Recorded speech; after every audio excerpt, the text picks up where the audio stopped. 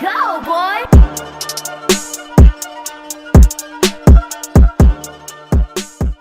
Yes, audio.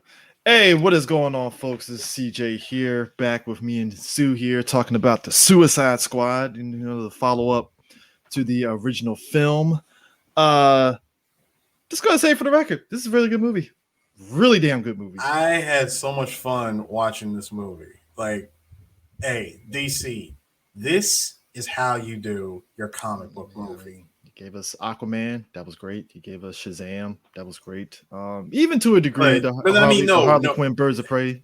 All right. I mean, but, even though Birds of Prey was all right. No, I mean, this is how it's done.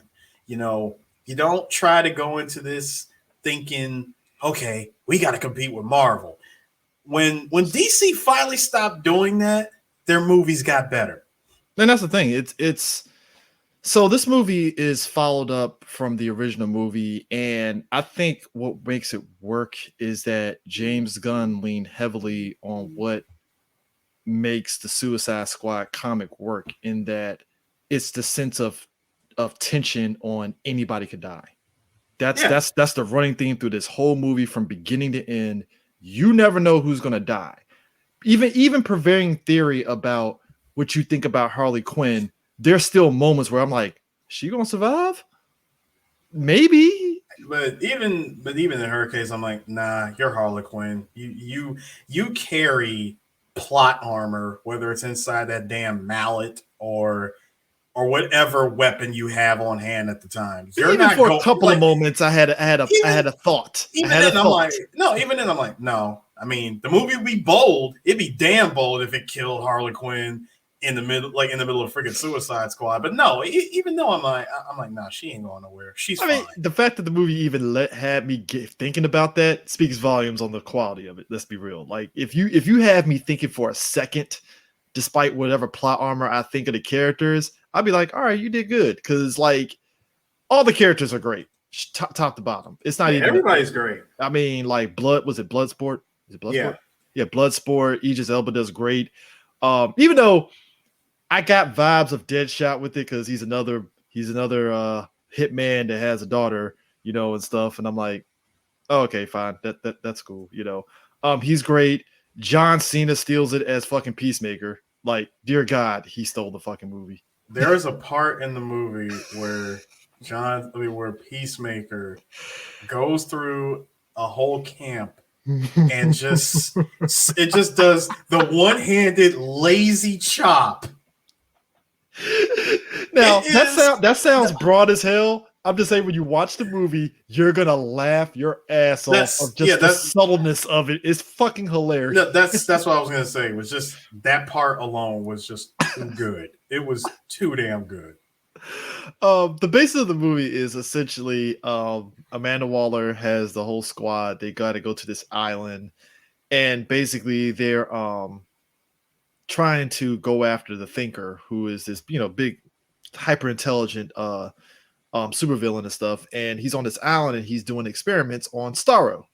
Not a big spoiler because you saw the trailers and stuff like that. Starro is the secondary villain of this film. And if you know about Starro was pretty much the first villain that the Justice League fought, in the comics and stuff, that brought them together. So the fact that they went out their way to use Starro, like, to the degree of what you know about him from the comics, is great.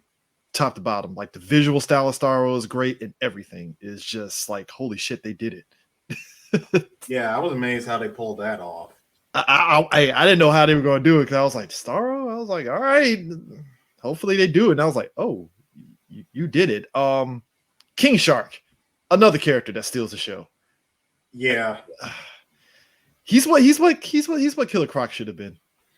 100%. Make him CGI. Don't try. I mean, I get it. You want to go with the whole realistic approach, but no, make him CGI and just make him fun.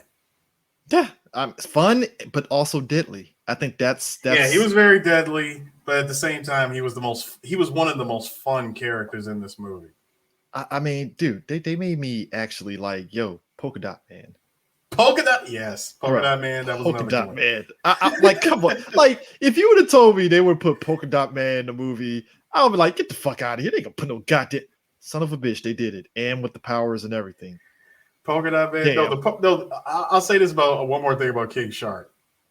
Best part of the movie ever. King Shark and the aquarium. That's it. Bro. I'm leaving it alone. I'm leaving it alone. Go see the movie and you'll see what I'm talking about. I mean, like, dog, even like, down to freaking Ratcatcher. No, Ratcatcher. Oh, Ratcatcher. Like Ratcatcher, that's again, I think that's what made me like when they brought James Gunn on board, because much like Guardians of the Galaxy, he's a person that clearly knows about this property and he's going to go deep cuts, because Ratcatcher, holy shit, that is a deep cut of a DC Comics character. Like, yeah. that is literally, he's a Batman villain that barely, and I mean barely, gets used. I don't even think he was in the video games. No, he wasn't. Like, I think at one point, no, his equipment, I remember now, Arkham Asylum, his equipment was there, and they have like a one of the Riddler trophies. One of the Riddler trophies where it's like a breakdown of the Ratcatcher and stuff. But that is a obscure as fuck character. They put him out, I was like, Ratcatcher. And Ratcatcher 2. Not 1, but 2. Because Taika Waititi, this guy's continuing to be in these movies. He's the original Ratcatcher. I still find it hilarious that he was used. The Ratcatcher himself was used in the movie. And I'm like, damn. So he made it into a DC movie. I'm still waiting on them to bring in Scarface. Look, if they do another one, which I wouldn't be surprised they do, they have to. I mean, dude, Weasel. Fucking Weasel, dog.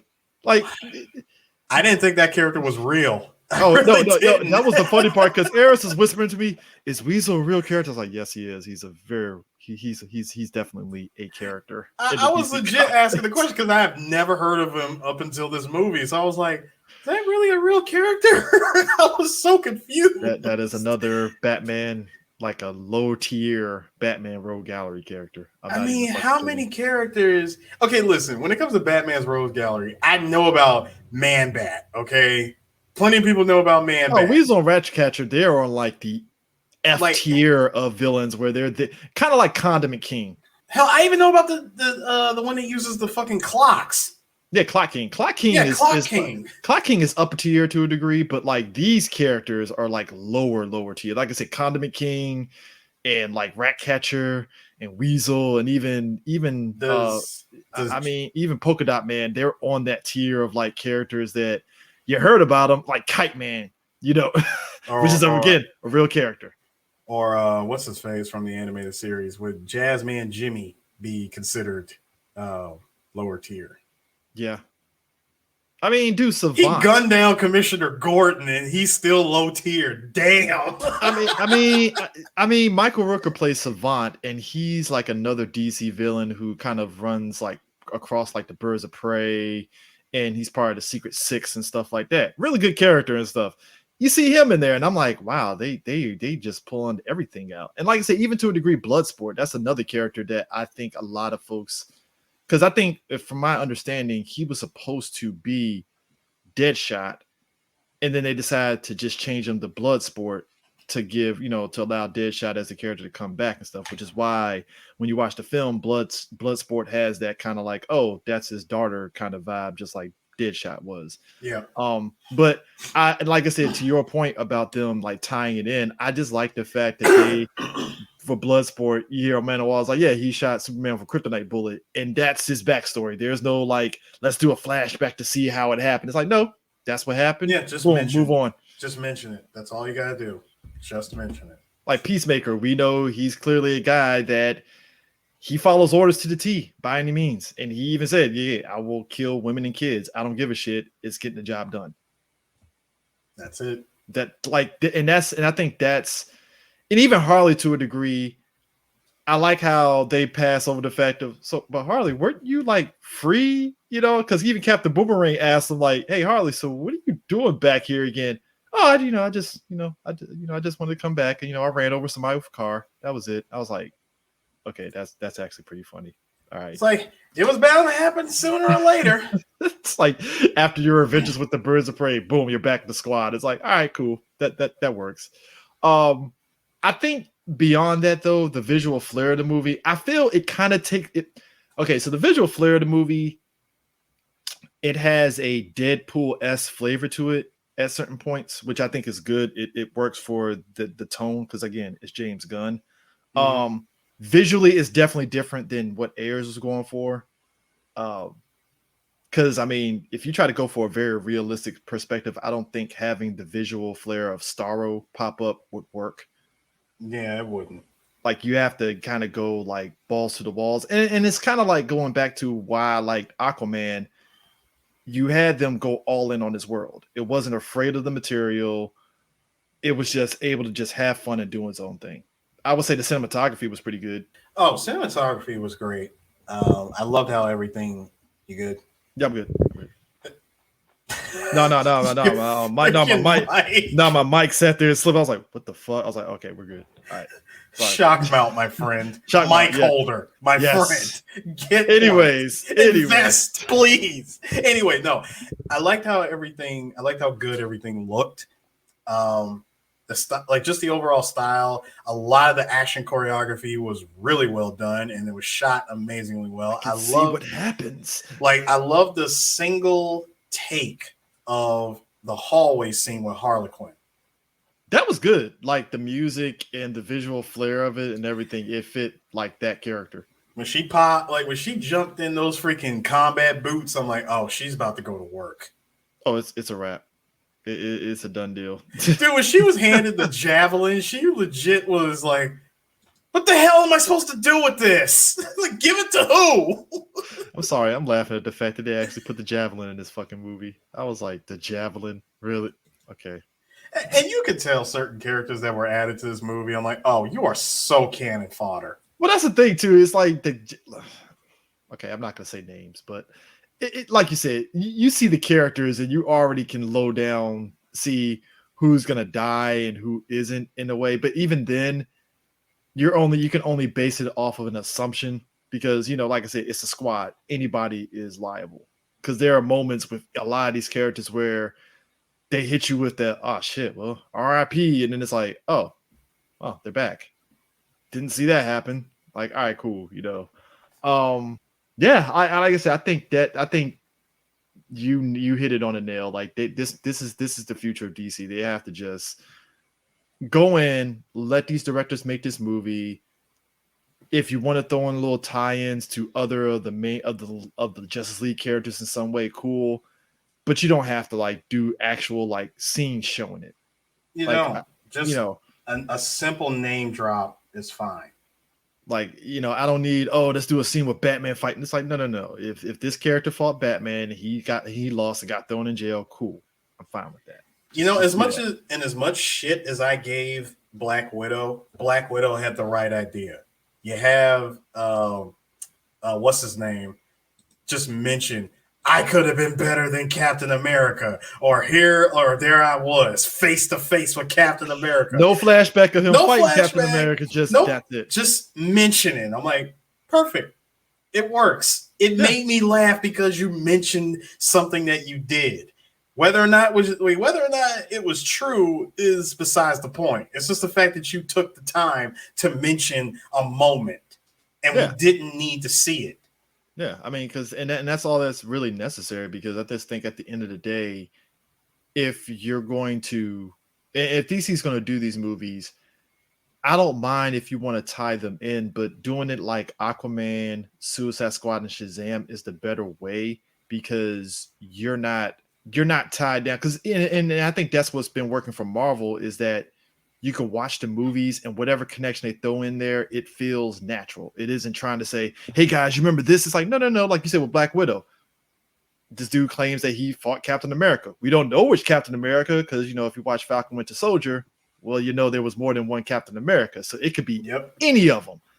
But the fact that he doesn't say it, it just works. It's just, you just do it. So if they're going to keep going with Suicide Squad, and they're going to rotate out villains because trust me, DC has so many backlog of fucking villains they could use. they'd be fine. They'd be perfectly fine. I think it, also too, to your point of like seeing the fights and stuff, I think the power sets of how they showed it, it worked out very well. Like Ratcatcher is who she is. She commands rats, and it's like the visual style of all the rats. If you hate rats, yeah, you might feel a little like, rats, it's a lot, even Polka Dot Man, I was like, how are they gonna do it? And then you see, and it's like, oh, of course. That makes sense. And it's hilarious. I mean, even with Harley and her using the javelin and her using all these weapons, it's like, well, of course she would do that. I mean, she doesn't have the mallet, but she has a javelin as the whole thing and stuff. But I like how in this movie they show her more capable than what the first Suicide Squad film did. I just felt that she was just there. She shot a pistol, and that's about it. She didn't really do much in the way of combat to make me feel like she was part of the squad. Oh, you mean like you're talking about in the original Suicide Squad? Oh yeah, in the original one, because it didn't feel like, because you never felt there was a real reason for her to be on that group other than, oh, it's Harley Quinn, so we need somebody there. But this movie really emphasized like, oh, she can be deadly when she wants to. Yeah, I mean, that's definitely true. Like when you allow her the screen time to show off just how dangerous and deadly she is, it works. Yeah, look, when she snaps that dude's neck, I was like, oh shit. Yeah. Okay. Other than showing her as, I mean, let's be real, especially from the first Suicide Squad, outside of her being literal eye candy, dangerous eye candy, it's different in this movie. Yeah. I mean, she's eye candy, but it's in a different way. Yeah. So, there's that. Like I said, Peacemaker. Be on the lookout, because I never thought for a second. I think also will work with Peacemaker, his camaraderie with Bloodsport. That was great. Yeah. Because there's a moment where both of them are competing against each other as characters like that do. And it ties into something that you mentioned earlier about what Peacemaker does. And that whole scene is just great. It's perfect. Damn funny. It's too damn funny. Like, no, and here's the part that made me upset. I'm like, that part had no business being as funny as it was. It was subtle. That's the fucked up part. It was very subtle. Because up to that point, the way both guys were killing people, it was like, oh shit. Oh, okay, wow, this is brutal. And then it just all of a sudden it goes from that to, it's like going from a 10 to a 1. And it's like, whoa, wait a minute, whoa. But it's funny. Yeah, it's very funny. Like I said, it had no business being as funny as it was. I was still laughing 5 minutes after that scene. I'm sorry. Like, because you're just sitting there like, that should not work. That should not have worked. It should not have worked. The fact that he used a freaking axe, a hatchet. I think the only thing that would have rivaled that is if he were to switch out the hatchet for an ice pick. I mean, like, look, they like, you know what, man, they y'all need to give James Gunn his flowers. He was the perfect person for this, like, bar none. It's nothing against David Ayers. He did the movie that he did. It's just, hey, I'm gonna say this, and this might be controversial, but hey, you want your movie to come out swinging? Make sure your director was allegedly accused of something. Talk about a come up, man. That was a come up. My man apologized for them tweets, got silent. Disney fired him. I'm putting air quotes here. He backed off, went silent. DC came in, hired him for Suicide Squad.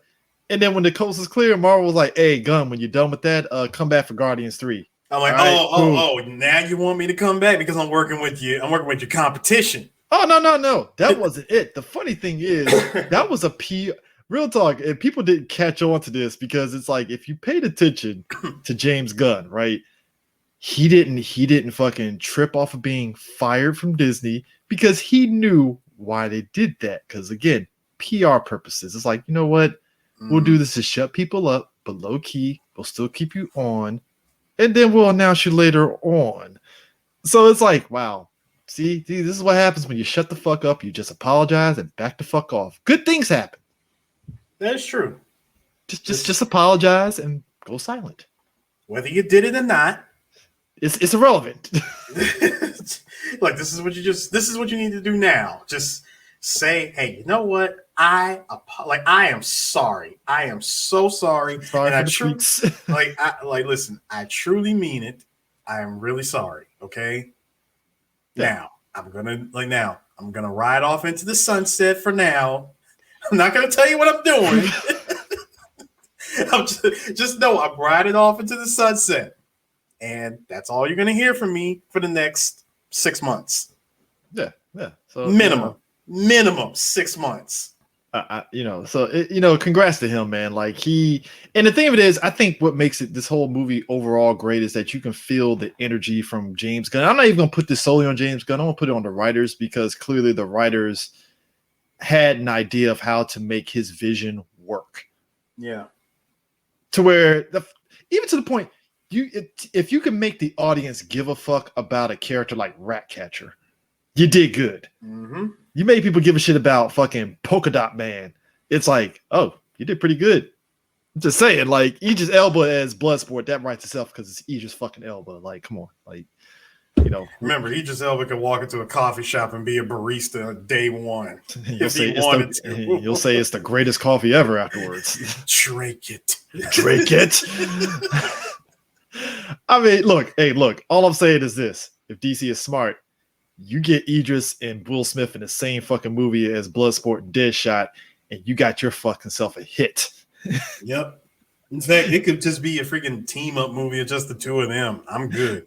Get James Gunn back, make it a buddy comedy. You son of a bitch. I'm in. Give it to me in my veins right now.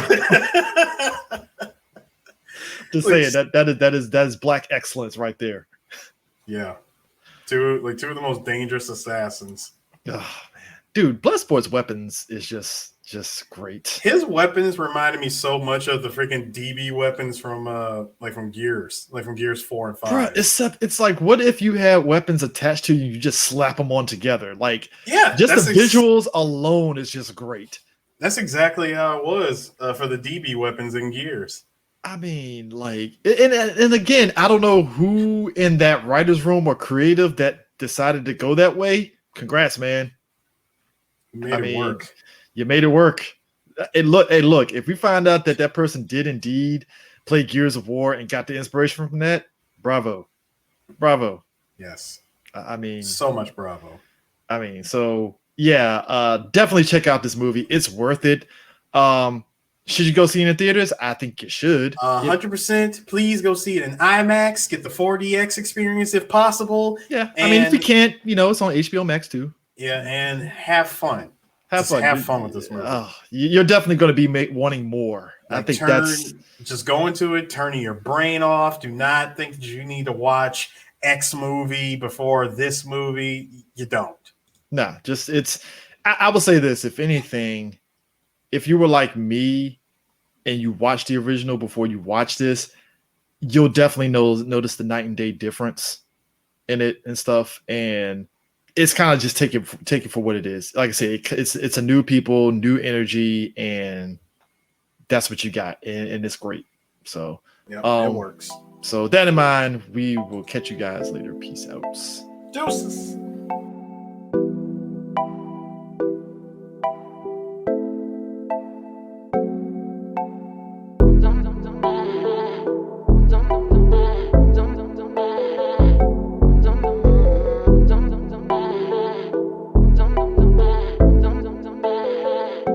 That boy is Benny.